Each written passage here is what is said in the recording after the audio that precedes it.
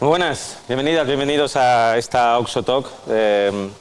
Por cierto, feliz año, que es la primera vez que nos encontramos ahora en el año desde el Museo Oxo. Os recuerdo que estas son las charlas que desde el Museo Oxo, en este caso estamos haciendo en el auditorio de BAT, en Málaga, el mejor museo de videojuegos del mundo. Siempre digo esto para ver si hay alguien que me contradice y decir no.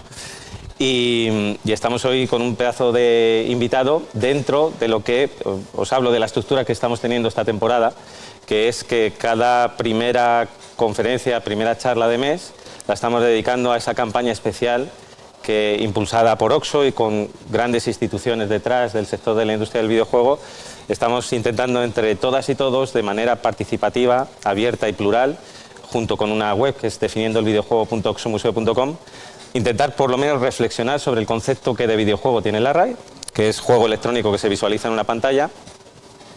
Creemos que, habiendo consultado con bastantes personas del sector, que no es una definición en la que nos encontremos cómodos. Sabemos que somos de videojuegos, estamos acostumbrados a cambiar nuestro entorno, no somos, somos luchadores por naturaleza, sabemos un nivel y hay que superarlo. Y creemos sinceramente que se puede cuando menos reflexionar sobre esa definición y a partir de ella saber a qué nos dedicamos, que es aquello que nos apasiona, que son los videojuegos. Pues un gran ejemplo de pasión y yo diría, es que has estado en todas las trincheras, serías como Van Damme, el soldado universal. O sea, más o menos. Desde el desarrollo, el CEO de Delirium en su momento, TLR Games ahora, vicepresidente de AEBI, y como os decía, un soldado universal en todas las trincheras del videojuego, organización de eventos, jams, desarrollo, ahora impulsando y convocando ayudas para ayudar a los estudios, sabiendo, como él sabe, como pocos, cuáles son las necesidades. Es decir, una persona que espero que aprovechéis su experiencia luego en el turno de preguntas, que Arturo Monedero, que es un placer. Igualmente, muchas gracias y maravillosa presentación, así da gusto. Tú vas a venir, espero que vengas, te arrojo el guante en un formato que tenemos que se llama FTP, First Person Talk, pero aquí vienes un poco en representación de AEBI. Es decir, viene con una definición bajo el brazo. Ya, de hecho, a lo largo de la charla la daremos, la sobreimpresionaremos para la gente de Twitch, twitch.tv/oxomuseo, y de alguna manera vosotros habéis tenido habéis compartido ideas sobre la definición. Oye, ¿por qué nos interesa, no nos interesa participar en esto y cuál sería la definición? Y ya simplemente eso te ha llevado unas cuantas horitas. Sí, de hecho yo creo que vengo con más dudas y preguntas que respuestas. Desde que nos planteasteis este proyecto, la verdad que fue algo que me pareció súper interesante. Creo que, como has comentado, los videojuegos avanzan muy rápido y la definición se ha quedado bastante obsoleta. Y este ejercicio creo que es súper interesante, ¿no? También para nosotros mismos, para entender qué es un videojuego y cómo definirlo mejor, ¿no? Y sobre todo poner en escena un debate intelectual sobre el videojuego, que se demuestre la altura intelectual que puede pillar el sector cuando nos podemos poner serios.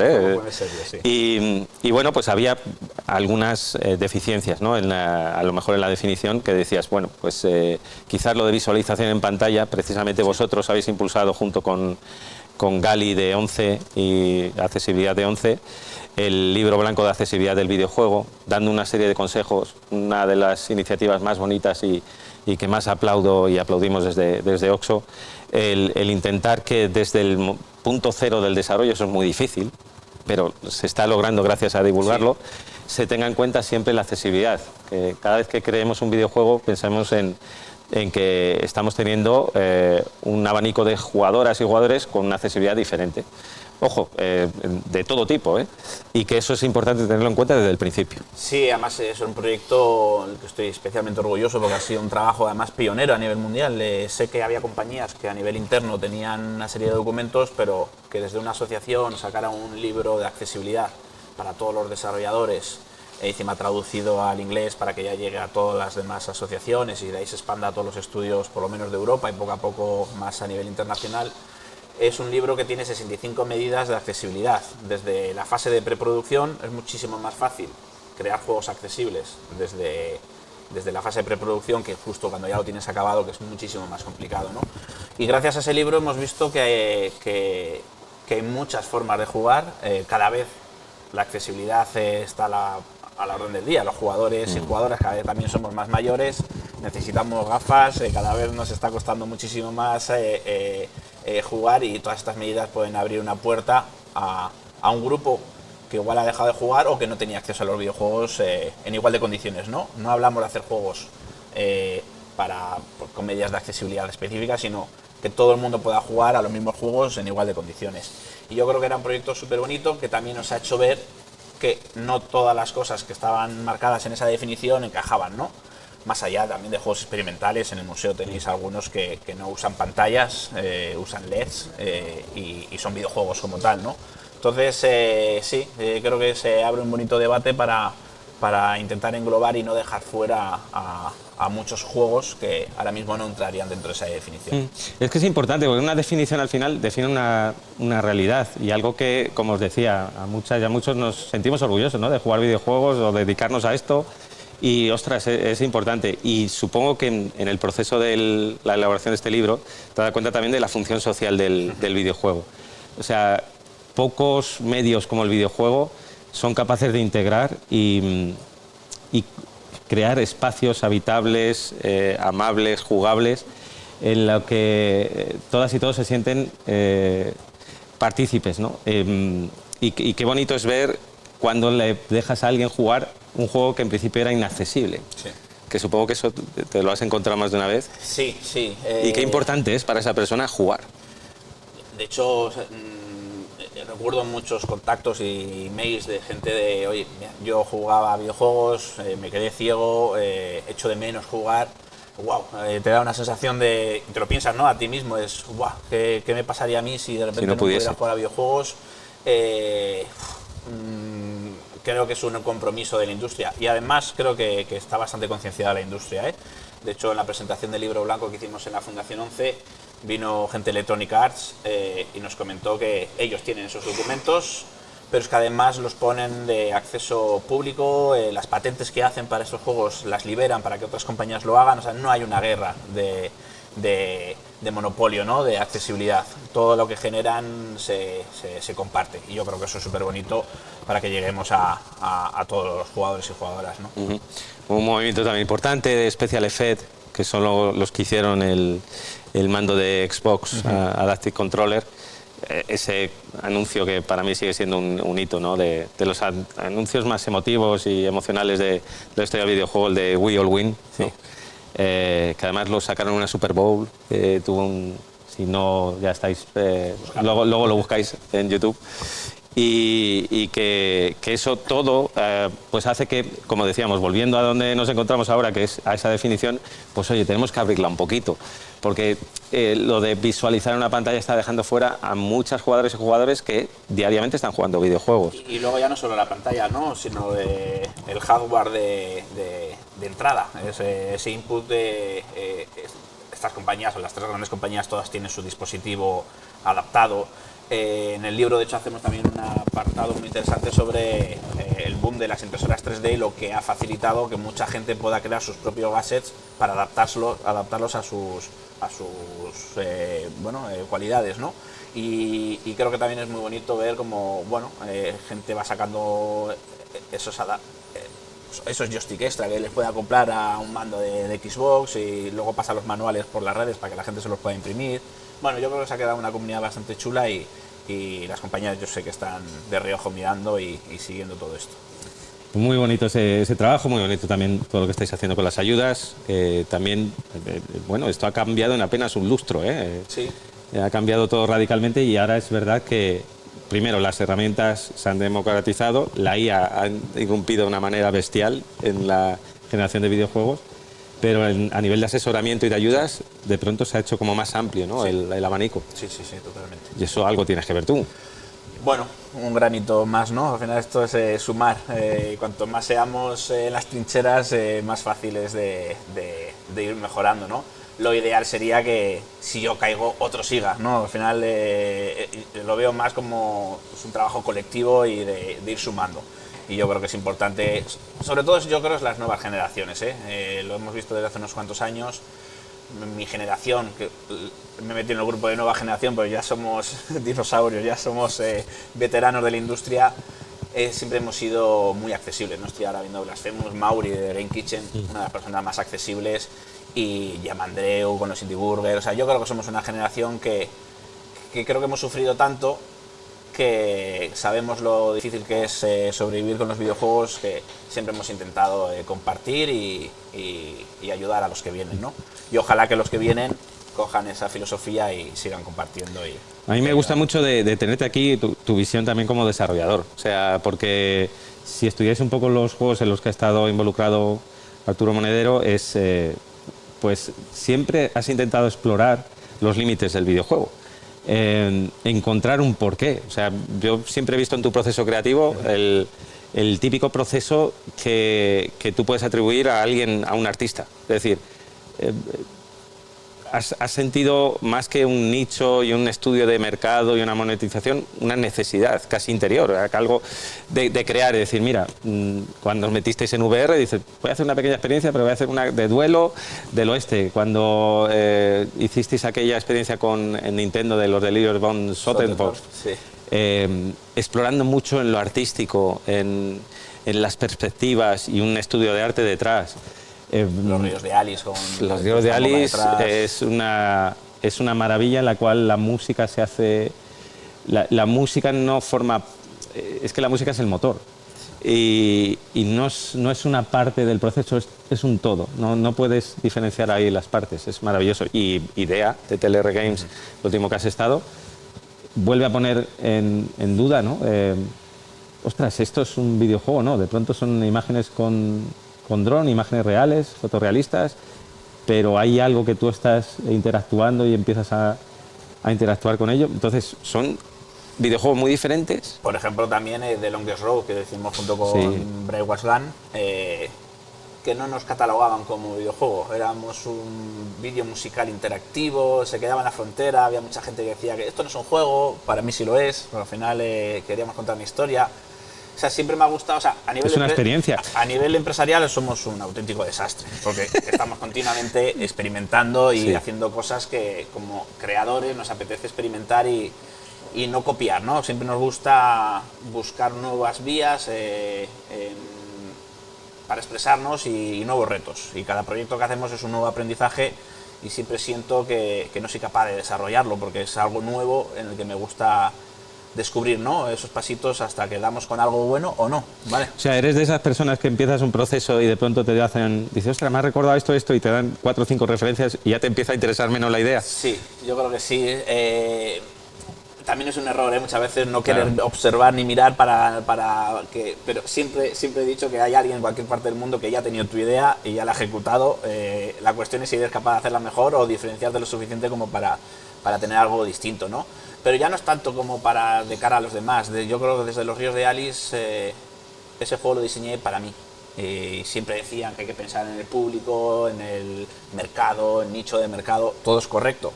Pero el único juego que hice para mí fue el mayor éxito que hicimos. Y luego The Longest Road, que era un experimento muy raro, en un momento en el que tanto Brave Was Gone como yo necesitábamos hacer algo distinto. Y encima yo, que venía de 2 años sin hacer nada, habíamos cerrado Delirium, estaba en la asociación, ya me miraban como el de AEVI, ya no era desarrollador, se habían olvidado que llevaba 10 años haciendo videojuegos. Eso era una espinita que me hacía daño, ¿no? Me presentaban ya como el vicepresidente de AEVI y no como diseñador de videojuegos. Y quisimos volver haciendo ruido, y The Longest Road era un experimento raro, pero que quedamos muy, muy satisfechos, ¿no? por lo que creamos. Muchos de los que hemos hecho igual no encajaban dentro de la definición de qué es un videojuego, ¿no? Porque al final tienen una iteración muy mínima o son cosas que bueno, se pueden coger con pinzas, ¿no? Pero sí, me muevo muy a gusto. Y encima ahora, ¿no? Que yo creo que con la madurez y con el tiempo de desarrollo, con todos los años que llevamos haciendo videojuegos, ahora me siento muy cómodo pensando en qué quiero hacer y no en qué quieren los jugadores, ¿no? Los jugadores tienen millones de juegos. Me toca ahora hacer lo que me apetece y jugar con ello. Sí es cierto que hacemos proyectos más pequeñitos, ya no puedes arriesgar con una producción de 250 o medio millón de euros, pero si te mueves en producciones pequeñitas, un error no te entierra. Puedes seguir creando y puedes seguir desarrollando juegos. Bueno, y aparte también tienes esa figura, hablamos de las trincheras, porque tú estás ayudando a la gente de Campervan, ¿no? Sí, bueno, estoy... ¿A nivel de producción o de...? Estoy en la barrera. Al final el Campervan está volando solo, Anabel es una máquina diseñando y produciendo el juego. Pero sí es cierto que, bueno, como yo ayudo a muchos estudios, mentorías, etcétera, me acuerdo que Anabel vino con una servilleta con la idea y automáticamente vi que eso era un éxito sí o sí. O sea que estoy más agradecido yo de participar en ese proyecto. O sea, tuviste el olfato para simplemente con la idea Sí, de... yo porque es un juego que una vez que lo ves, como dicen, es muy cozy, ¿no? Muy agradable, muy tocable, muy... Pero la energía que proyectaba Anabel... Con el tiempo, sí, que ya tienes experiencia me he dado cuenta que solo necesito igual 3 segundos de un gameplay para saber si un juego va a ser bueno. Yo creo que ya se detectan ciertos matices y luego también la persona que lidera el proyecto es clave para confiar y saber que es un proyecto ganador. Sí, sí. Así que sobre todo también agradezco Campervan porque estoy volviendo a trabajar con gente joven y es una de las cosas que me había dado cuenta que con los años te vas desconectando de la realidad. Cuáles son los gustos, cuáles son las tendencias, qué gusta, ¿no?, a los jóvenes. Y yo creo que estoy ya en otra generación en la que intento acercarme, intento saber qué, pero lo veo desde la barrera, no estoy tan metido en la cultura contemporánea tan en auge, sobre todo en tipo de música, ¿no?, tipo de gustos, y estoy aprendiendo mucho con ellos, mucho. Sí. ¿Qué es lo último que te ha sorprendido? Buena pregunta. Bueno, a ver, desde ahí llevamos 6 ediciones de las ayudas de innovación y este año se han presentado 96 proyectos. De los 10 finalistas hay 3-4 cosas muy interesantes. Algunas han venido de jams, otras han venido de proyectos en PowerPoint que tienen una idea, y hay cosas bastante chulas que yo creo que dentro de unos meses empezarán a ver, pero sí, hay cosas muy guays. Creo que hay cada vez... está habiendo un talento muy chulo a nivel nacional y si antes fallaba un poquito toda la visión, ¿no?, de negocio, de producción, etcétera, yo creo que eso se está superando y ahora hay proyectos muy creativos con un buen plan detrás. Dicho todo esto y poniendo un breve objetivo macro y una panorámica de quién es Arturo, qué es lo que está haciendo, vamos a ir ahora al meollo de la definición. Y esto es para explicaros lo difícil que es un campo como el del videojuego, tan diverso, tan cambiante y cada vez más participativo, intentar definirlo. Nos hemos dado cuenta y nos estamos dando cuenta en el proceso de intentar aportar una definición que es difícil y que quizás la de la RAI no es tan mala. Sí. ¿Sabes? Porque es muy difícil de definir en pocas palabras algo tan complejo, tan diverso, tan rico como el videojuego. Bueno, dime cuál ha sido tu estrategia. Sí, el proceso. O sea, lo primero era preguntarme si me sentía cómodo con la palabra videojuego. Sí, la respuesta corta es que me siento cómodo con videojuegos. O sea, hago videojuegos y me parece que es una palabra que ya me he enamorado de ella y es correcta. Sí es cierto que cuando la separamos empiezas a tener ligeras dudas, ¿no? Vídeo. Vídeo aquí ya te genera ese... sobre todo también cuando, ahora menos, pero hace años cuando yo me juntaba en Bilbao con amigos del rollo de la cultura, que si cineastas, escritores, poetas, etcétera, parecía que éramos como el hermano pequeño, ¿vale? Como un chiste. En una sala hay un escritor, un cineasta, un poeta y un diseñador de videojuegos. Y es como, eres el hermano pequeñito. Y antes me molestaba mucho, ¿eh? Ahora ya he aprendido a llevarlo bien y me da igual. Yo sé que hago arte, yo sé que estoy en una industria cultural de la que sentirme muy orgulloso y que tiene mucho que contar y que tiene mucho que decir. Evidentemente, llevamos menos años, pero también estamos avanzando muchísimo más rápido. Entonces, por ahí sí tenía yo cierto resquemor de por qué no tiene el glamour que tienen los cineastas o tienen, etcétera, ¿vale?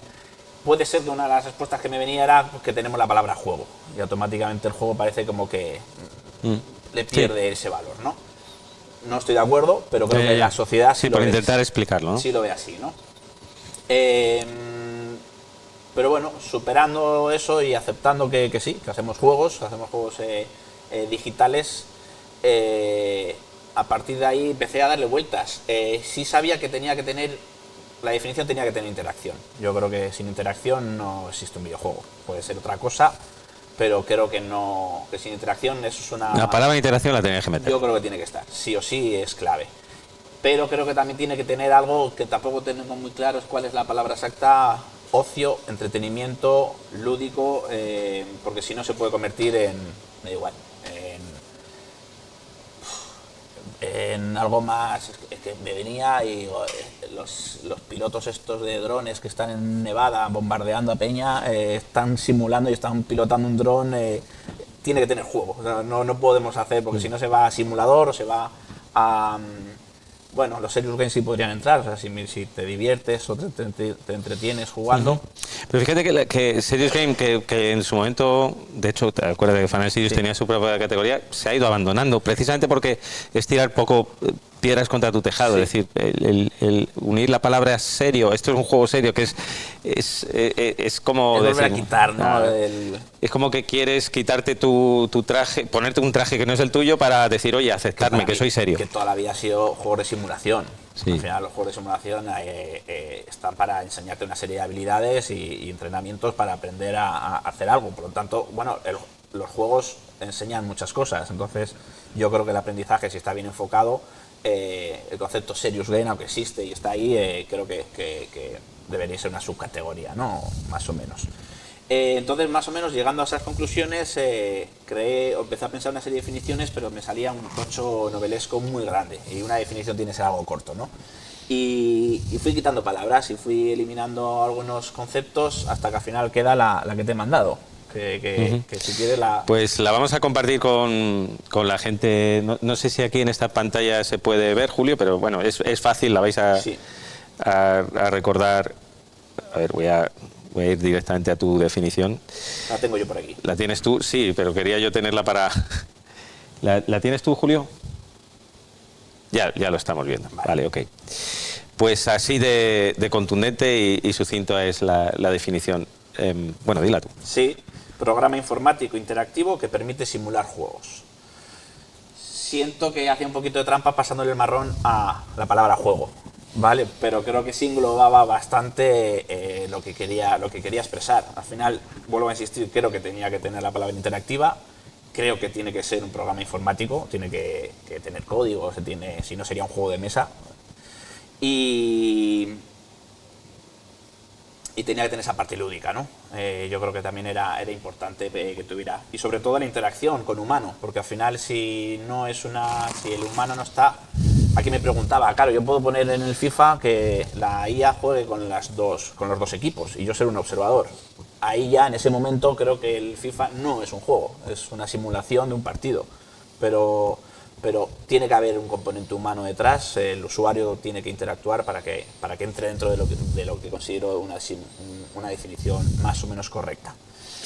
Pues sí creo que ha quedado algo fría, ¿no? Yo es que realmente la veo muy buena, ¿eh? O sea, videojuego, programa informático interactivo que permite simular juegos. Aquí está muy cerquita de la RAE. Lo que sí hemos quitado ha sido pantallas porque claro, al final no puedo hacer un videojuego. Has quitado, pero has introducido la interacción, sí, que eso no estaba, y la simulación, que también creo que es importante. O sea, es verdad que la alteridad, el vivir otras realidades o vivir otros personajes a través de la narrativa del videojuego es importante. Insisto, parece muy sencilla, muy simple, pero... Me ha llevado. No es fácil. Si le encontráis una grieta a la definición... Sí, por favor, vamos a sabotearla y a buguearla. Sí. Bueno, una cosa que sí me interesa, fíjate que en Digra ya no hablaban de videojuegos, sino de juegos digitales. Sí. Y aquí me estoy encontrando con la gente que estamos en la campaña como dos líneas. Hay gente que le molesta la palabra videojuego y gente que no quiere renunciar, que es una conquista. Es decir, olvidemos de la etimología de vídeo, de ver, pero videojuego sí que expresa el videojuego, ¿no? Porque si no estamos hablando de juegos y ya es más confuso. Es decir, no renunciar a esa palabra. Tú eres de los que no quieres renunciar a la palabra videojuego. Yo estoy muy cómodo con ella, sí. Yo hago videojuegos y creo que es una palabra bonita que engloba todo eso. Sí es cierto que luego cuando vas a la definición que hay ahora, bueno, puedes tener...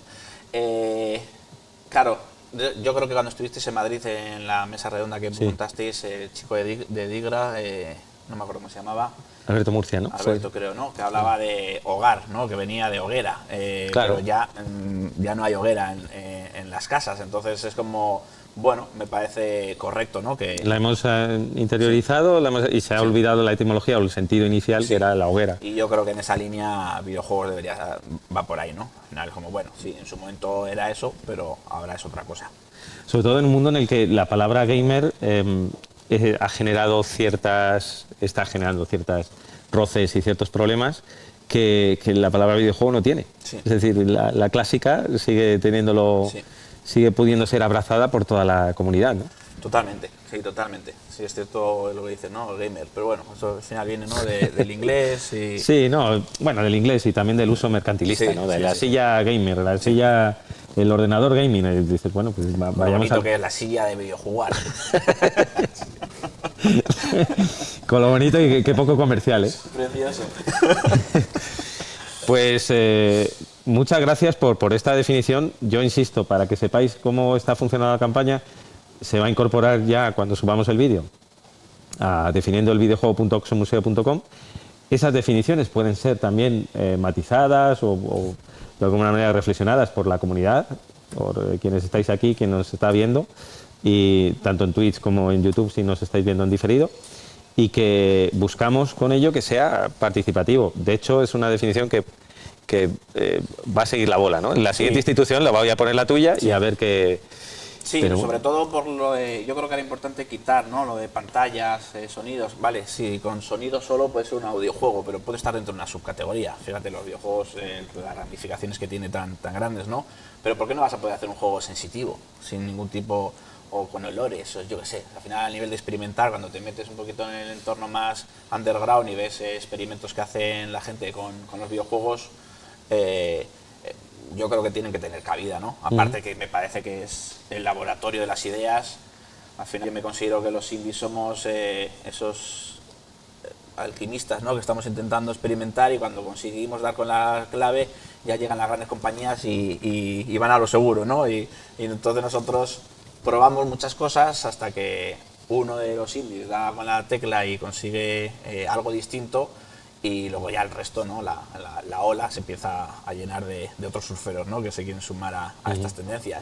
Entonces hay cosas que seguramente ni siquiera hemos imaginado aún, pero que pueden estar a llegar, ¿no? Parece que está todo inventado, pero ya sabemos que no, que siempre aparece alguien que nos sorprende. Hombre, evidentemente es una definición, viene con vocación a quedarse, pero también no tiene sentido decir esto es permanente, pues probablemente se pueda volver a plantear otra. Me interesa que hayas introducido el término del programa informático, porque es verdad, si defiendes, como seguro que defiendes y defendemos aquí, que el videojuego es el décimo arte, que no tiene por qué colisionar el que se use la tecnología para hacer arte, más en pleno 2024 en el que estamos, ¿no? Pero es verdad que es algo que a cierto colectivo le parece que le sigue, pero si no por otro lado, si no lo introduces, no estamos hablando de videojuego. Es que para hacer cine no necesitas cámaras celuloide o digital, para hacer arquitectura no necesitas maquinarias. Yo creo que es una chorrada que al final se pierda, ¿no? Es que al final también el videojuego o el arte de hacer videojuegos también es un pequeño contenedor de otras disciplinas, ¿no? Pero eso tampoco tiene que quitarle valor. O sea, es como hablar de la Capilla Sixtina. La Capilla Sixtina para mí no es un edificio y una pintura, es el todo. Hay artistas que han pintado frescos con una arquitectura detrás, es la unión de dos disciplinas distintas también, ¿no? Sí. Entonces, en los videojuegos, bien, muchas veces dicen, no, es que es la suma de otras disciplinas, de otras artes, vale, pero... Con su propia gramática, claro, que es interactiva. Por eso. Entonces, yo creo que ahí es importante. Podemos encontrar la frontera también con las películas interactivas. Bueno, siempre va a haber híbridos, ¿no? Entre mundos. ¿Puedo catalogar una película interactiva como un videojuego? Sí, podría. ¿Bandersnatch? ¿Era la de Netflix? Sí. Sí, perfectamente podemos estar hablando de un videojuego, película, en vez de al revés. También es que depende de quién sea el líder, ¿no? En este caso, si es un cineasta que se quiere aproximar, siempre va a haber simbiosis y va a haber siempre... Bueno, fíjate, ahí hay una pequeña grieta, porque yo creo que en Bandersnatch hay una tradición, que es la de elige tu propia aventura, que es literaria, Sí.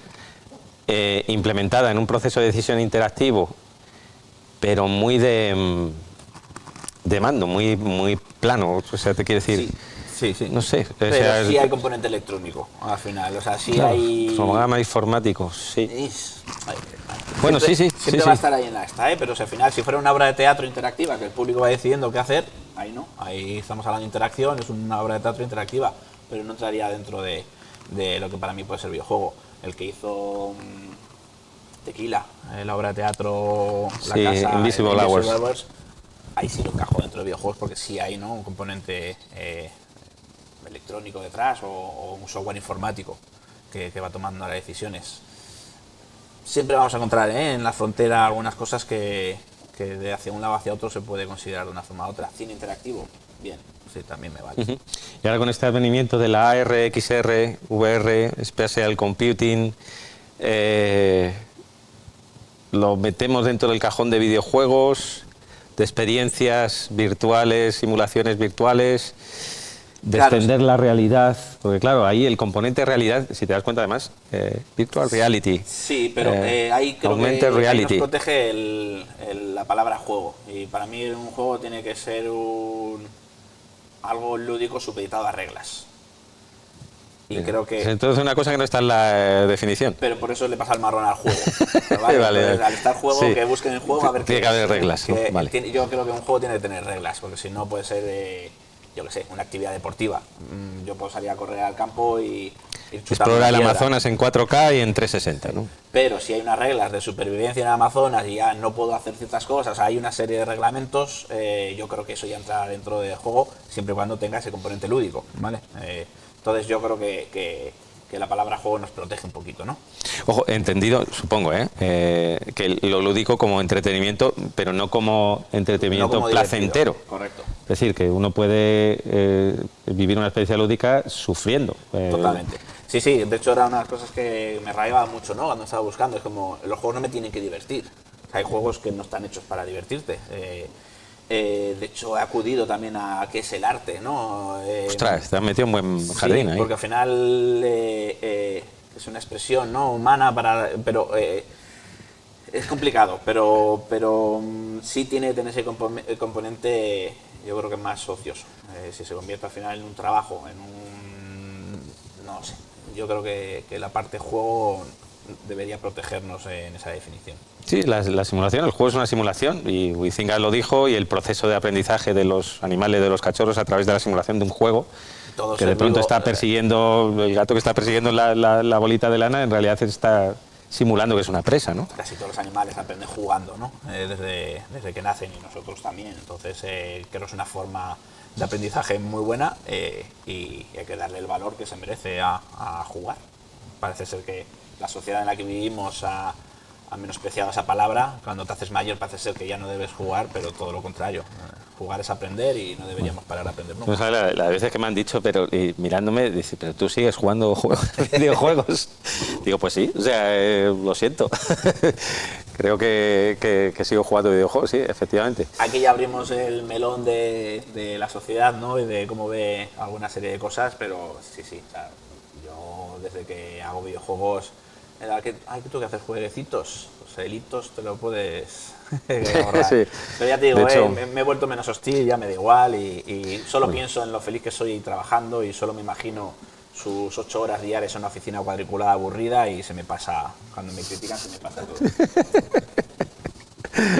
O si no, haces un Stanley Parable y dices, venga, voy a contarlo todo a través de un videojuego.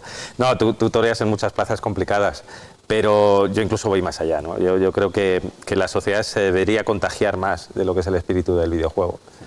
Pero en la cadena de decisiones. O sea, es un ejemplo un poco bruto, pero yo lo reflexioné cuando estuvimos en plena pandemia, ¿no? Y decía que había un equipo de expertos, que luego resultaba que los expertos, no se sabía bien los nombres y apellidos, que decían un poco cómo acometer. Y yo, pensando, y lo decía en serio, digo, ¿por qué no hay alguien, un desarrollador de videojuegos, un game designer, en un proceso de decisiones así? Porque su perspectiva primero, es totalmente tangencial. Va a abrir soluciones. Primero, está acostumbrado a buscar soluciones a problemas que se te plantean, que son niveles, que son jefes finales. Luego, es creativo. Y está acostumbrado también, alguien que juega videojuegos, a buscar una solución creativa y colectiva en función de un objetivo. Oye, ¿por qué no empezar a empoderar a los game designers como tú? Para salvar el mundo. No, a la gente. Hombre, el ejército francés, por ejemplo, tiene escritores de ciencia ficción reclutados que les ayudan a prever escenarios que nadie como ellos les puede decir, oye, esto puede pasar. Si no recuerdo mal, después del 11S, también en Estados Unidos llevaron a guionistas de Hollywood para que pensaran posibles atentados creativos. Y como no les echemos un cable, que tú has estado en asuntos ministeriales y en congresos o abrimos un poquito ahí las puertas. A ver, no es descabellado y no me parece, o sea, realmente es útil, porque si sueles tener una visión, claro, nosotros al final como diseñadores tenemos que prever lo que va a hacer el usuario, no solo una alternativa, sino todas las posibles ramificaciones de toma de decisión y buscar posibles soluciones para todas ellas.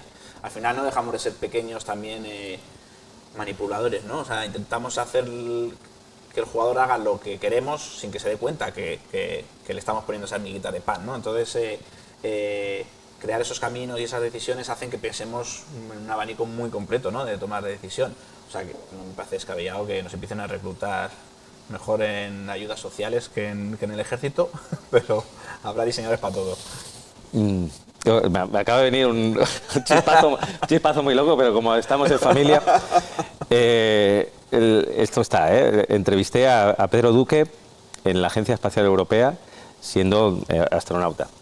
Sabes que para ser astronauta tienes que tener el carnet de astronauta, él lo tenía en vigor y tal. Y aprovechando la experiencia de John Glenn, le pregunté cómo veía ostras, ¿por qué no empezamos a meter un científico o un astronauta, como lo ha sido en Estados Unidos, en el gobierno? Todo esto fue... ¿Antes de ser ministro? Sí, como 2 o 3 meses. Y me ha venido el mismo chispazo con él. O sea, cuidado que es ministrable, ¿eh? No creo. No se me da muy bien eso. Lo mismo me dijo él. Bueno, no creo. Estaba seguro. No me vais a ver ahí, ¿no? Entonces ya todo lo que has dicho no vale para nada, ¿no? Lo de somos muy buenos en la toma de decisión. Sí, pero otros, hay mejores diseñadores que yo. No, hay mejores diseñadores que yo. No. Bueno, vamos a abrir un pequeño turno de preguntas, si queréis, por aquí. Julio, no sé si tienes ahí un micrófono. Sobre todo agradecerte la definición, que en serio, creo que es muy buena. Me alegro. He intentado buscar lo más simple posible y que englobe todo. A ver. Pero es que eso es difícil, ¿eh? Sí. Es difícil encontrar una grieta en tu definición. Venía con miedo, que había estado aquí Digra, había estado gente muy pro y tenía miedo, digo, a ver si me habéis además que yo también le busco 3 pies al gato, siempre estoy... Pero es difícil la grieta. Programa informático interactivo que permite simular juegos. Toma ya. ¿Tú te la sabes? O sea, ¿la sabes de memoria? No, de memoria no. Pero vamos, el concepto sí. ¿Te imaginas que algún día llega a ser la definición de la RAE? Si eso ocurre, lo pondré en mi currículum seguro. Y habréis conocido la definición de la... Estamos haciendo historia, ¿eh? Dentro de la campaña de definición del videojuego de Oxo, Arturo Monedero, yo lo vi cuando todavía no estaba ni escrito en el diccionario. Bueno, es verdad que luego la segunda sección de la RAE es más problemática porque dice que es el dispositivo electrónico que mediante mandos, ¿no? Sí. Claro, se refiere a cuando tú tienes un videojuego en la mano. Claro. No, pero se refiere más bien a la consola. Es decir, porque dice que mediante mandos, claro, es como si dices parchís al tablero. Bueno, esa es más... Tiene su sentido, ¿no? Ah, tú la ves, esa. Estoy jugando un videojuego y está el chaval con su máquina de Tetris. Sí, pero puedes jugar sin mandos. Puede ser por mandos de voz. Pero es que no es un videojuego no es un dispositivo. Claro, pero es que no son definiciones excluyentes. ¿Podéis buscar la segunda? Por favor, un micro aquí, sí. Si puedes, que está hablando... No, tranquilo, no sé por qué te escuche la gente. Si yo tranquilo... A ver, Gracias, Julio. ¿De qué estábamos hablando? La segunda acepción. Estamos hablando de la segunda sección. Repite la segunda sección. Ahora te lo digo. Estamos buscándola. Dispositivo electrónico que permite, mediante mandos apropiados, simular juegos, aquí sí mete la de simular, en las pantallas de un televisor, una computadora u otro dispositivo electrónico. Claro, cuando mete otro Sí, dispositivo claro. engloba todo como Claro, vosotros- periférico de salida. A vosotros no os gusta esa definición porque dice, le está llamando a la consola videojuego. Y yo ligeramente había hecho clic porque a veces sí, el niño está jugando a un videojuego y estaba pensando en cuando de pequeños teníamos las máquinas portátiles y eran una máquina unitaria que ejecutaba un juego, por ejemplo el Tetris portátil. Entonces, por un momento sí tiene sentido llamarle al conjunto de la máquina más él. Piensa en los videojuegos electrónicos, en las consolas de estas de doble pantalla, precursoras de la Nintendo DS, por ejemplo. La Game & Watch. La Game & Watch. Es un videojuego en sí mismo, ¿no? O sea, todo el conjunto es un videojuego. Pero claro, la definición no tiene sentido. O sea, yo, sí puedo Y comprar. lo que decía yo de que es una definición inclusiva, que es que esa definición no te está excluyendo todo lo demás. Es una segunda acepción. Está diciendo, además el videojuego es esto. Vale. Que no estamos de acuerdo, pero con mi excepción yo sí estaría de acuerdo. Podría ser un dispositivo electrónico integrado que... Pero, no sé, digo, tú cuando decides comprarte una Play 5, dices que te has comprado un videojuego. Estaba pensando en la sensación esa de los años 80, un niño bueno. jugando a un videojuego. Nada más. O sea, tú quieres de alguna manera hacer justicia a la tecnología, al hardware que ha sustentado los mundos virtuales del videojuego y que estén incluidos en la definición. Es que, por ejemplo, el vídeo de ahí detrás de la pantalla que lleva toda la charla reproduciéndose, Es que no lo veo. aparece el juego que tenéis en el Oxxo, que es una línea lineal. Sí, el Robin Van Garten. Ese videojuego no tiene sentido sin la instalación. O sea, piensa en una definición de videojuego, en una acepción que tendría que incluir a la instalación en sí. Entonces, el videojuego no solo es el programa, sino toda la electrónica y toda la instalación que rodea al juego. He buscado videoconsola. Dispositivo electrónico que conectado a una pantalla permite jugar con videojuegos mediante mandos apropiados. Que es la segunda acepción de Es la muy de parecida videojuego. a la segunda acepción de videojuego. Aquí creo que también se queda un poco obsoleta, porque sí se puede conectar a una pantalla o no, creo, y permite jugar a videojuegos mediante mandos apropiados o no. Con voz podrías estar jugando. Si es una videoconsola específica en concreto, se podría. Entonces, creo que son correctas las definiciones, pero creo que excluyen a otras cosas que ya consideramos Pero videojuegos. insisto, que no están excluyendo, que son acepciones. O sea, cuando tú dices mandos, Videojuego solo tiene una. cuando tú estás diciendo que tiene un mando, tú no estás excluyendo el teclado. ¿Comprendes? O la voz. No, ahí no estoy tan O de un acuerdo. control mental. Ahí no estoy tan de acuerdo porque... Es que no, Sí, no me estáis entendiendo en ese aspecto. Lo de que son acepciones que no excluyen al resto. O sea, es un añadido. Y puede ser esto, y puede ser esto también. ¿Comprendéis? Pero es que no viene la palabra puede. Aquí yo... No. Yo hablo de cómo funcionan las definiciones del diccionario. No, te hablo de videoconsola que solo tiene una acepción, ¿eh? Una. Que es Sí, esta. sí. Y No, esta vale. no habla de otras cosas más. Entonces esta creo que te excluye un montón de aparatos que sí podemos considerar videoconsola. Aunque en esta batalla no nos vamos a meter. Nos quedamos en la de no, videojuego. pero quizás la deberíamos meter porque van juntas de la mano. Van juntitas. No, hombre, es interesante el debate, ¿no? Por ejemplo, el juego que hemos puesto de ejemplo, el de la línea, Sí. ¿vale? No es una videoconsola. Es una instalación Es una artística. instalación, sí. Entonces yo creo que tu definición está bien, ¿no? Porque que simula un juego. ¿verdad? Pero tú Un puedes juego, jugar el Tetris en una fachada. por ejemplo.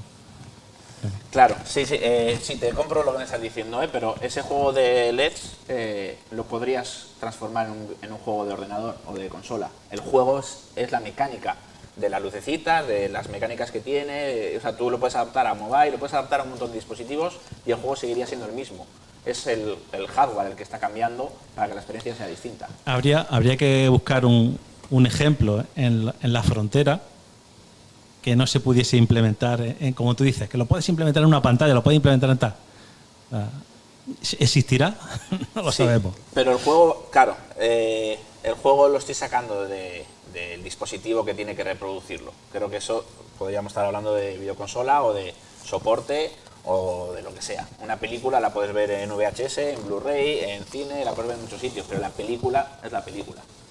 Y el juego para mí lo pondría en sinónimo con la película, ¿no? El juego es el juego, con sus mecánicas. Lo puedes convertir en un juego de mesa, con dados o lo que sea. Puedes modificar algunas mecánicas para que ese juego siga teniendo sentido.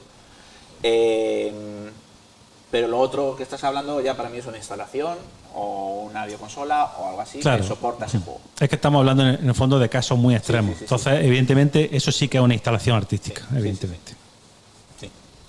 Estaba dando vueltas al concepto libro y la novela, libro como soporte, novela que es lo que integra el libro. Claro. Ahí sí que estamos hablando del libro mezclando soporte y contenido. Muchas veces dices que he comprado un libro, no he comprado un videojuego refiriéndote a una consola, pero sí dices he comprado un libro refiriéndote al soporte y al contenido. Claro, quizás ese es el por donde tú tiras, ¿no? Sí, pero si me dices que te has comprado un libro, automáticamente sé que te has comprado un libro, el soporte. Pero no conozco. Claro, pero digo un videojuego, no interpretas que me he comprado una videoconsola. Si dices que te has comprado una novela, no sé si es en digital, si es sí, en exacto. libro. Pero es verdad que el soporte, o sea, la palabra del libro como soporte es mucho más amplia y más englobadora que el videojuego como... Y puede ser que hace 30 años, me he comprado un juego, pensar automáticamente en una Game Watch o en una máquina que tenía un solo juego incorporado, porque al final era lo que predominaba en el mercado. Sí, puede ser, al final. Sí. Interesante. Sí. ¿Alguna más? De algunos que estáis estudiando hacer videojuegos, ¿creéis que lo que tenéis en mente encaja con la definición de monedero? ¿Hay algo que tengáis en mente que no encajaría? ¿Muy loco? Bueno, yo no es algo que tengo en mente, pero creo que es para contradecir un poco el tema, la definición. Perfecto. Creo que me lo acerco, vale, perdón. Creo que videojuego no tendría que tener mínimo una definición cerrada, aunque sea la que sea, o ni siquiera una definición como tal, porque creo que es algo tan amplio y tan diferente, por ejemplo, a otros medios, que no es algo que nunca podemos cerrar como definición, porque cada vez que se va avanzando la tecnología, los videojuegos avanzan con ello. Una película no avanza con ello, es decir, yo una película como mucho ahora puedo verlo con unas VR o lo que sea, pero la película no cambia. Los videojuegos en cada nueva tecnología van evolucionando, aumentando, y creo que por culpa del mismo no hay una definición real o que se pueda cerrar nunca, porque es eso, va evolucionando con nosotros. Creo que videojuego es un concepto tan abierto que al principio sí que tenía una definición, pero a día de hoy ya no creo que pueda llegar a tenerla, mientras vayamos avanzando. ¿No te vale el profesor monedero? ¿No? Has dicho que las películas no cambian y no estoy de acuerdo. O sea, yo creo que el lenguaje audiovisual ha cambiado un mogollón de todos los formatos. De hecho, las películas ahora son más largas o las series ya no tienen la duración determinada porque ya no las dan en la tele, en prime time, en una franja horaria. Los géneros, creo que las películas cambian mogollón y podríamos meterla en el mismo saco con los videojuegos. Puede que sí, no. Y luego también creo que también en el lenguaje tenemos que saber definir las cosas. Aunque no nos guste, las tenemos que poner entre paréntesis. Es una putada, pero no puedes ir a videojuegos y poner está abierto, ¿no? Porque hay alguien que igual no sabe lo que es un videojuego y tiene que saber, tiene que haber una definición que pueda explicarlo. Por eso, por lo general, cuando vas a la RAE suelen ser cosas muy abiertas también, ¿no? Muy ambiguas, o cuando va evolucionando el lenguaje empiezas a ver muchas más acepciones de las que en un principio existían. Al final también es dinámico, o sea, si empezamos a llamar una palabra para definirla de otra forma, dentro de unos años acabará estando integrada en el diccionario. Así que no estoy especialmente de acuerdo con lo que has dicho. Sí, bueno, pues está bien que estéis... No, está bien. Pero al final el lenguaje es importante y definir, llevándolo a un terreno que conoce el bien, que son cuando haces un pitch sobre un videojuego, es difícil muchas veces cuando tú tienes conceptos muy abstractos y no eres capaz de definir, pero es que vas a tener que hacerlo, porque vas a tener que convencer a alguien de que la idea es buena y de que realmente es singular. Si ese proceso se queda ahí y no eres capaz de decir, no, es que es muy buena, sí, pero explícame. O sea, no, es que no te puedo contar. Y ya empezamos en un terreno... O sea, un ejemplo muy claro es Idea. Idea es un juego Claro. que está grabado con imagen real, con drones, en el que va cayendo una bombilla, una idea, y vas buscando caminos aleatorios y por el viaje te encuentras otras ideas de otros jugadores que han ido dejando por el mapa. ¿Qué género es? Me decían los publishers. ¿Qué mierdas es esto? ¿No? ¿Cómo lo defino? ¿Es un juego de puzzles? No son puzzles, es un juego de exploración, podría ser, pero es que encima, ¿con qué gráficos? Pues imágenes reales, era una cosa muy rara, ¿no? Al final internamente lo definíamos como un Metroidvania pachinko, pero claro, o sea, encajaba bien, pero no era ni un Metroidvania ni un pachinko, pero en cuanto lo explicabas automáticamente entendías la mecánica del juego, ¿no? Y muchas veces también, que me ha pasado, como hemos hecho juegos tan raros, siempre nos hemos quedado en la frontera de es un juego de puzzles, es un juego de aventuras, es un juego de... Claro. Y no definir bien tu juego caía siempre en nuestra contra, porque era muy difícil decirle a un usuario, esto es un juego de puzzles, no, es que no lo es, esto es un juego de aventuras, que no lo es. Entonces, quedarte entre dos mundos suele ser más perjudicial que sumatorio. Claro, pero volviendo a lo tuyo, yo creo que tú te referías más a la definición de géneros del videojuego. Es decir, yo no estoy dispuesto a renunciar a poder definir el videojuego, porque creo que en la base, o sea, de donde luego se ramifica todo, lo que sí estoy muy de acuerdo es que es muy debatible y muy cambiable los géneros del videojuego. Total. O sea, esa es la segunda trinchera. Una vez que logremos definir en qué campo de batalla estamos, luego, evidentemente, va a haber juegos que van a replantearse desde el punto de vista de qué género es. Yo nunca había visto esto desde un RPG, ¿no? O desde un juego experiencial en acción y de pronto tiene una mezcla. Ahí sí que hay una reinvención y que obliga a que los géneros, no el concepto de videojuegos, que los géneros se redefinan. Yo creo que son dos trincheras diferentes. Y de hecho los géneros, o sea, los que quieras. O sea, y luego yo he hecho juegos que me han dicho, tu juego no es una aventura gráfica. Pues para mí sí. Como el juego lo he hecho yo le llamo aventura gráfica. Si no te gusta, pues... Entonces, también es parte de... No lo hagan esto en sus casas, ¿eh? También desde el punto de vista de tu perspectiva como creador, ¿no? Claro, cuando sobre todo estás experimentando, vas a estar siempre... Y luego hay mucha gente que es muy cerrada, ¿no? Esto es un género, el género tiene que ser así, así, así. Bueno, podemos encontrar batalla en el mundo retro. ¿Qué es retro, qué no es retro? En el pixel art, los pixel art de milímetro, los que al final abren, ¿no?, un poco más el género y tenga estética pixel art, les vale. Entonces, sí, en géneros, totalmente de acuerdo que eso está mutando constantemente y que hay tantos elementos de distintos géneros en un juego que al final, bueno, el que predomina es el que puede ser el dominante, ¿no? Pero igual no. Es que al final, yo qué sé, que el reto es decir, si todos sabemos de lo que estamos hablando con el videojuego, lo difícil es plasmarlo. Pero es que si es algo tan dentro de la cultura popular, tenemos que ser capaces de llegar a una definición. Después del currazo que se ha hecho, yo creo mínimo decir, oye... No, pero que si hay que tirarlo abajo, se tira. Igual, eso Pero es que la has tirado entera, ¿no? Dice, no, es que no estoy de acuerdo en el uso de la palabra programa informático. No, es que no me interesa, no me ha gustado, no me ha gustado nada. Todos estamos de acuerdo en que no estamos de acuerdo. Pero muchas gracias, ¿eh? O sea, de esto se trata, hay que reivindicar también, y por eso es el proceso abierto y participativo. Joder, que discutamos. O sea, a mí me gusta la palabra discutir en el sentido de intercambiar opiniones contrarias. Estamos en un mundo cada vez más empobrecido intelectualmente. Solo parece que podemos hablar con la gente que piensa como nosotros. Y si no piensa como nosotros, la expulsas del nicho en el que tú quieres hablar. A mí me encanta discutir y sí. Y es maravilloso. Que haya pelea. Vamos. Venga, ¿quién quiere discutir más? Ellos están comentando mucho, pero no quieren... Venga, mojados. Me siento como un profe de estos antiguos que decía, y tiene toda la razón del mundo, desde aquí se ve todo. Si no se animan, sigo yo. Venga, dale. Porque él ha comentado una cosa muy interesante sobre eso, cómo el videojuego ha ido cambiando radicalmente a lo largo del tiempo, ¿no? Y yo, dentro del mundo de la ficción interactiva, como hemos comentado antes fuera de cámara, ¿no? Precisamente ¿Es un videojuego la ficción interactiva? Sí, ¿no? Sí, por supuesto. Pero no tiene vídeo, solo texto. Bueno, puede tener vídeo, puede tener de todo. Bueno, que hemos vivido dentro de una comunidad muy pequeña como la de la ficción interactiva, hemos vivido ese dilema, ¿no? De qué es ficción interactiva, cómo definirlo, y luego hemos tenido que cambiar radicalmente el concepto de la definición para adaptarnos a los tiempos, ¿no? Entonces yo, por ejemplo, cuando doy charlas o enseño a mis alumnos sobre qué es ficción interactiva, uso una definición, les digo, os voy a enseñar 3 definiciones, ¿vale? La primera es una definición académica hecha por Nick Montfort en 2004, ¿vale? Que parece que para nosotros que hace poco tiempo, pero ha llovido un poco. Y dice así la definición, para ficción interactiva, ¿vale? No para videojuegos. Sí. Dice, es un software de computador que acepta texto como entrada e igualmente produce texto como salida, principalmente. Segunda acepción. Es una narrativa potencial, esto es, un sistema que produce una narrativa a lo largo de la interacción con él. 3. Más confuso. Es la simulación de un entorno o modelo de mundo. 4.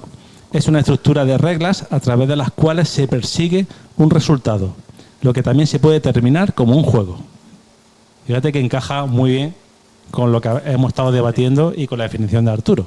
O sea, si cambia entrada de texto por entrada de información y que te produce una salida de información, encaja con videojuego. ¿Vale? Pero el caso que dice aquí, entrada de texto, claro, esta definición de 2004 se refiere a las aventuras de texto que eran con parser. O sea, coge el libro, coge el hacha, mata al troll, lo que hemos jugado tú y yo, ¿vale? El Quijote, Cozumel y todo eso. Entonces, ¿qué pasa? Que con el tiempo la comunidad se amplió y en 2012 ocurrió la revolución Twine. Entonces, dentro de la comunidad teníamos a gente haciendo cosas que no tenían parser, no tenían entrada de texto, sino que tenían hipertexto, hiperenlace. Entonces, la gente tuvo que hacer, y con batallas internas y gente enfadada, tuvimos que dar el salto conceptual de decir, no, ficción interactiva ya no son solo la aventura de texto y no tienen por qué tener puzzles, no tienen por qué tener objetos. La ficción interactiva también es un Twine, ¿comprendes? Un libro juego digital. Entonces, para aprender, un libro de Elige tu propia aventura o Rayuela Ostras. es interactivo. Pero no es ficción interactiva. Sí, es que claro, esto que aquí hay muchas cosas que cortar y que definir. Creo que tiene que tener soporte. Voy a responder a Arturo. Es que en Rayuela o los librojuegos son ficción interactiva y son literatura interactiva, pero no son literatura electrónica. Ya. Entonces, la ficción interactiva en el mundo de los videojuegos sí es digital, sí es electrónica. O sea, dentro de la cultura académica existe la definición de lo que es un libro electrónico, ¿vale? Entonces, que aquí hay mucho que contar. Voy a meter en esa exposición de argumento otro elemento más reciente, los hilos de Twitter. Manuel Bartual. Sí. Por ejemplo. En principio es lineal, porque estaba todo predicho con un hilo de Twitter, pero luego es muy interesante las interacciones que se producen a los tweets y que se van retroalimentando, con lo cual hay una capa y es electrónico. Efectivamente, Manuel Bartual lo va desarrollando a lo largo del tiempo. Es posible que tenga un guión predefinido y esté prescrito, estaba pero él se adapta a las reacciones de los fans y de los lectores. Sin duda es literatura electrónica y sin duda está siendo interactivo. ¿Es un videojuego? No, porque no está supeditado a unas reglas. Es un creador que está generando contenido, interactuando, pero no hay un juego detrás. No hay unas reglas, no hay vidas o no hay unas mecánicas definidas. Eso es interesante porque nosotros en la comunidad de ficción interactiva creamos obras de ficción interactiva que no tienen por qué ser un juego, no tienen por qué tener reglas, no tiene por qué ser disfrutable. Pero Rayuela sí tiene reglas, tienes que ir a la página que te indica. Hay una regla mínima, pero hay una regla. No puedes saltarte a la página que tú quieras. Tienes una regla básica, por lo tanto, en este caso Rayuela, dependiendo del soporte, se podría convertir en un videojuego. Si lo lees en un soporte electrónico, estoy intentando ser abogado del diablo. O sea, en un libro no lo es, pero en un soporte electrónico se podría convertir en videojuego. Efectivamente, la parte electrónica que es esencial para la definición, claro. No sé, me quiero marchar. Mira, hay otro punto interesante, no en la frontera. ¿Eso porque has tenido una inspiración o hay es otro tipo de necesidad? O sea, que, no. De marrón. Hay otro ejemplo interesante que son los pinball antiguos, que son electromecánicos, no son digitales y por tanto no son videojuegos. Pero sí son juegos, porque son pinball. Pero no es software informático. Claro, no tienen programa. Luego existen. Bueno, sí, con el tiempo sí Luego existieron lo los sabía, pinball digitales. que en la pantalla ocurrían cosas. Efectivamente. Estaban los pinball electromecánicos y luego ya los digitales. Los premium, Eso, los que valían más. Los más modernos, efectivamente. Está tocando a la puerta de las máquinas tragaperras, ¿eh? Vamos a cerrarlas ahí. Porque, claro, Bueno, sí, eso es. Claro, ¿cómo excluyes? a ver, que están en el subgénero juegos de azar. Es que, sí, o sea, no hay que excluirlos, son juegos de azar. Ya, pero bueno, esto lo has puesto más de una vez y me gustaría que me dieses tu opinión. Yo entiendo, en nivel de pureza, que si tú no le das al jugador posibilidad de elaborar una estrategia para superar un nivel y lo dejas todo al mero azar y usas directamente mecánica de tragaperra para que nos entendamos, ya no estás articulando una gramática del videojuego, ¿o sí? Porque Candy Crush, lo puse el ejemplo y sigo diciendo, ¿no? Vamos a algo más gafapasta, The Longest Road. Ya. No puedes perder, si izquierda, derecha o interactuar. O sea, es una experiencia interactiva. Puede estar en la misma frontera que una tragaperras. Pero no es azarosa. No, pero sí está predefinida. O sea, no puedes hacer nada. Como tal, o sea, no vas a perder. Hay unas reglas, es una experiencia. Sí. Tienes cierta libertad, pero es que al final... Sí, bueno, pues esos son los juegos pasilleros que simplemente te esperan hasta que tú hagas una serie de cosas y te sigo y te vuelvo a llevar al Por siguiente. lo tanto, al final las tragaperras, por mal que me pese, deberían estar dentro de juegos de azar, en el que la mecánica principal es el random, es la aleatoriedad. Pero también tienes que meterle la monedita, hay una mecánica, tienes que meter un input tirado de la palanca. O sea, tocando a la pantalla no pasan las... Hay ciertas mecánicas. Claro, lo que pasa es que cuida con ese gol, ¿eh? Ya. Es decir, como se cuele por esa portería, estudios que no tengo nada en contra, pero evidentemente hay unos posibles efectos en la sociedad, y hablamos ya de ludopatía, que si camuflamos todo como videojuego y hablamos al mismo tiempo de décimo arte y de tragaperra, pero es verdad que entran por ahí. Sí, ya, pero Torrente también está dentro del séptimo arte. Bueno, sí, no, y luego el libro de Belén Esteban, Y es luego, literatura. o sea, luego ahí tú decides lo que es un producto cultural y lo que es un producto meramente entretenimiento puro o yo qué sé, o sea, al final ahí ya nos metemos en arte o no arte, es un producto comercial Spider-Verse, pues sí, lo han hecho para ganar dinero. O sea, pero sería un subgénero del género de la categoría de videojuegos, las máquinas de azar. yo creo que sí, a ver, más. Sobre todo si son no son electromecánicas, sino son online. Si son Casinos online. al final son juegos de azar. Bueno, es que ahí entramos en otra. Claro, el parchís en el ordenador es un videojuego o es un juego de mesa digital. Ya me estás echando tú, me voy No, a ir. pues vamos a meterlo entonces en casinos digitales. Y entra dentro de... Pero claro, nadie pone en duda que en los casinos hay juegos de azar. El póker es un juego, la ruleta es un juego. Oye, perdóname, con la definición de Arturo, el parchís digital es un videojuego, porque es una simulación de juego. ¿Tiene reglas incluidas? ¿Hay una IA que te está marcando las reglas o tienes libertad de movimiento? El parchís digital, por supuesto. Pues entonces es un videojuego, por supuesto. Claro. El ajedrez digital, que la IA se está moviendo. Otra cosa que tú pongas el tablero y tú puedas hacer trampas y puedas moverlo. Eso es un tablero digital en el que lo haces, tú marcas tus reglas. Pero si hay unas reglas supeditadas, creo que nadie va a discutir que un videojuego de ajedrez no es un videojuego. O el parchís igual. Estarán en categoría igual, pues juegos de mesa o categoría estrategia, el ajedrez, no sé. Oye, y si estamos ahí, tenemos bastantes papeletas para que Torres Quevedo, por ejemplo, con el ajedrecista, esa máquina para jugar al ajedrez, sea considerada como el primer videojuego, por ejemplo. Puede ser. Y No, Kasparov, no. entonces es un gamer. Me quedo con ese titular. En cuanto jugó con la Deep Blue, se convirtió en gamer. Es lo que hay. Kasparov es un gamer. Por cierto, se volvió loco. ¿Has visto el...? No. Bueno, yo es que me apasiona el ajedrez y en el segundo match hubo un movimiento... Ah, bueno, con el Deep Blue, sí. No le De sentó hecho, bien. está dialogando con los informáticos de IBM, japoneses, y diciendo, oye, decidme, esto era una partida de Que decía que Yo- había mano humana detrás, Sí, ¿no? ya Eso que es lo que bueno, o sea, era el típico ofrecimiento que una máquina me lo tiene que coger y no me la ha cogido. Pero claro, luego rascas un poco y había hasta 10 grandes maestros, uno de ellos Miguel Técnicos Illescas, detrás.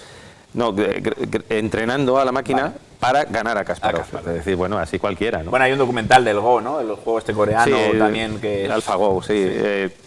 Bueno, pero como siempre hemos dicho, ¿lo ves? Es importante saber que una IA no puede ser gamer. Puede jugar a un videojuego, pero no es un humano jugando. Es una IA. Claro, porque...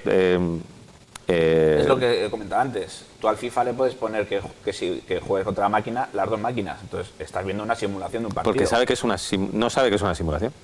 Tú, Magnus Carlsen es el campeón del mundo, pero duraría 20 segundos contra Stoffis.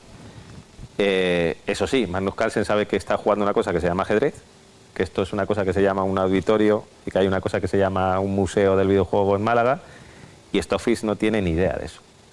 Entonces hay que tener claro también cuáles son las diferencias, ¿no?, de las formas de pensar. Al final lo que hablábamos de las subcategorías pueden ser infinitas y ahí pueden entrar muchas cosas, pero Venga, ¿alguien se atreve a poner más flores en este jardín? Uy, no se atreven, ¿eh? Pues me voy con muchas dudas, teniendo en cuenta que el esfuerzo que habéis hecho y que has hecho tú personalmente por hacer la definición es tocho, ¿eh? O sea, que es muy simple. Y yo creo, ya os digo, que no es difícil, pero fíjate cómo han encontrado grietas enseguida, ¿eh? Que programa informático interactivo que permite simular juegos, bueno, es un buen punto para definir lo que es el... ¿Sigues conforme con ella o la quieres cambiar? Sí, porque... Me parezco insisto, ahora Sobera en ¿Quieres ser millonario? Pues coges la opción B.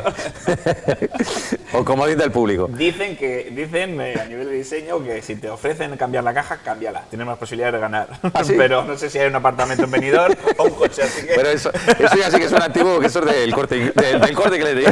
El 1, 2, 3. Y sí, porque le pasa todo el marrón en la definición le pasa todo el marrón a juego. Entonces, una tragaperra es un juego, que sea juego la que lo defina. En la definición del videojuego creo que me quedo cómodo con ella. A pesar de que acabas de confesar que puede haber alguna grieta en la que se cuelen cosas que yo en principio diría que no son videojuegos, pero... Sí, siempre, o sea, en la Verdad, teoría yo siempre aquí va a no haber soy una nadie. fisurilla para poner dedos. Así que bueno, sí. Pues que ha sido un placer, que seguimos muy atentos a lo que hacéis desde AEBI, lo que haces tú personalmente, además, impulsando las ayudas de la innovación, siempre intentando precisamente estirar el concepto del videojuego y que en España, que hay mucho talento, pues canalizarlo. Sí. Canalizarlo, que no tengamos miedo a decir aquí estamos, a mostrar personalidad en nuestros juegos. Precisamente la búsqueda de la definición está también por otro lado diciendo, oye, que esto es muy grande e intentemos incluso salirnos, una vez que hagamos el cajón, salirnos de él, ¿no? Desafiar a decir, venga, vamos a crear cosas realmente grandes y diferentes, y para eso necesitamos una industria y tú estás trabajando desde ese lado. Pues ¿Y como muchísimo. Desarrollador qué? Bueno, ¿tienes algo en marcha? Sobreviviendo. Sí, bastantes cositas. Estamos ahora con un proyecto que estamos prototipando y sacando una demo para llevarla a Gamescom o a la GDC. Ostras. Que está guay, todavía no podemos hablar mucho de él, pero tengo ganas de enseñarlo. Y luego con Campervan desde la barrera echando una mano cuando necesitan algo de ayuda. Y Ritual, que es otro proyecto también muy original, que también está liderando un compañero mío de la Universidad de Crea Navarra con un exalumno. Y pinta guay, o sea, intentando buscar cosas con las que me siento a gusto trabajando y que pueda manejar, ¿no?, en el poco tiempo que me queda. Por cierto, valoración breve, el final del E3, ¿qué impacto tiene? Supongo que más a nivel social, porque la GDC para un estudio es mucho más interesante, ¿no? Sí, o sea, GDC o Gamescom son las ferias más importantes para conseguir acuerdos y contratos. Luego ya Asia, pues la Tokio puede ser otra de las importantes. La E3 era más como usuario, ¿no? O sea, al final yo recuerdo que estuve allí y fue una experiencia súper bonita. Fue una de las ferias que más... Molaba mucho eso de ir de teatro en teatro, ¿no? Viendo las presentaciones de las compañías. Y yo creo que de las ferias que he estado es la que mejor recuerdo tengo. Luego la GDC sí es más técnica y también a nivel profesional es muy chula, pero la experiencia de la E3 era guay. Yo hay algo Me dio pena. que voy a echar de menos, que son los trailers del E3, que era un género en sí mismo, es decir, que luego también se convirtió en un meme, ¿no? Esto es lo que anunciaban y esto es lo que llegó por AliExpress, ¿no? Que ahí Pero- yo, por ejemplo, también soy yo muy reivindicativo en el que Sí. la industria del videojuego tendría que lanzar demos para probar y no películas que luego nos acercan a veces ni de lejos a lo que nos van a a vender. veces se les fue de la mano, La en el gente, E3. la gente compra trailers últimamente en vez de comprar gameplays. Es que ya no te meten un maldito gameplay en un vídeo. Yo creo que a mí me gusta ver cómo se ve el juego, ¿no? Más que una cinemática. Te he dicho antes, ¿en cuántos segundos necesitas para saber si un juego... 3 de gameplay tiene que ser, ¿eh? Gameplay, 3 segundos. Sí. Para saber si mola. Luego algunos necesito más, pero si va a molar, con 3 me vale. No, y me lo creo, ¿eh? Yo, por ejemplo, que escucho mucha música, efectivamente, de un chispazo sabes si hay algo en esa canción o no. O sea, es más, al final muchas veces yo a los alumnos también les digo, ¿no? Es como si estás viendo un GIF 3 segundos y haces ese pues yo qué sé, el de Last Night era el juego este de voxel, pixel art, Ah, sí. que al final creo que se ha cancelado, no ha salido. ¿No ha salido? No sé, era un vídeo muy... molaba mogollón. Tú veías ese movimiento de cámara, hacías wow, aquí hay algo. Luego puedes estar viendo un poco más y bueno, pero captar tu atención con 3 segundos. Si no consigues un GIF que en 3 segundos llame la atención, te va a costar hacerte viral. ¿Y cuál es el secreto? No se sabe. Sé lo que no hay que hacer, lo que hay que hacer todavía no lo he descubierto. Es lo bueno de fracasar mucho, que aprendes muchos caminos que acaban en callejones sin salida, pero el bueno tampoco lo tengo muy claro. Bueno, el videojuego no es más que una crónica del fracaso. ¿Qué haces en el videojuego sino que estar constantemente fracasando hasta volverlo a intentar En el desarrollo y darle otra vez y al luego start? en el desarrollo y luego en la industria. Al final, claro, mis últimos juegos son la suma de todos los anteriores y de todo lo aprendido y de todas las cosas que no había que hacer. Al final, bueno, incluso luego en el desarrollo es todo el rato darte contra la pared y ir descubriendo. La experiencia te hace evitar las paredes antes de tiempo. Uy, por aquí ya me acuerdo yo que lo hice y no funcionaba, ¿no? Muchas veces cuando tienes a alguien junior en el equipo de no, esto no lo hagas así, por esto, no, y lo hacen y ¡pum! La hostia. Es como, sí, es que soy viejo, es que Es tengo verdad, una bola ¿eh? de cristal, que sé a dónde va a acabar esto. No echéis a los viejos, que al final tenemos cosas que decir. Eso sí. Bueno, ¿te quedas con la definición o quieres abrir esta bolsa? Venga, pues cambio, quiero la bolsa. Joder, muchísimas gracias. Nada, es un detalle de parte del museo. Gracias. Pues hombre, siempre hemos dicho, ¿no?, que el museo, más que un museo, es un templo, ¿no?, de aquellos que adoramos al píxel y aquellos que hacen los mundos que nosotros disfrutamos. Y tacita, ¿no? Y una tacita guapa, ¿eh? Tacita croma, además. Cuidado con el nuevo color corporativo, sí, de Oxo. Tacita croma. Muy bien, pues muchísimas gracias. Nada, a ti siempre, de verdad que ha sido un privilegio. Espero que te vuelvas a pasar ya para hablar de tus desarrollos personales, que te agradezco personalmente el esfuerzo que has hecho para venir, pero sobre todo para intelectualmente decir, oye, voy a llegar a una definición. No es fácil lo que ha hecho y que ha sido todo un privilegio que haya más gente como tú, lo digo en serio, en la industria. Pues muchísimas gracias. No solo por tu trayectoria, tu experiencia, eso que es intangible que dices, hablas con Arturo, Esos 3 segundos, ¿no? dices esos 3 segundos y dices, joder, da una buena vibración que necesitamos mucho en esta industria que está a veces llena, plagada de egos y de historias que nos desvían un poco, cortinas de humo que nos desvían de lo importante. Él está ahí. Es devolver el cariño que siempre he sentido con mis compañeros y es la suma de lo que hablábamos antes, ¿no?, de toda la comunidad. Así que gracias a ti personalmente, al museo, a Ebaz y a Málaga, que siempre me tratan genial, o sea que aquí me tendréis cuando queráis. Bueno, ha terminado con una estrella de rock. Gracias, Málaga. Y recordaros que la semana que viene seguimos con las charlas de Oxo Talk, ya no va a ser de la campaña definiendo el videojuego, y os adelanto, cumplimos un año.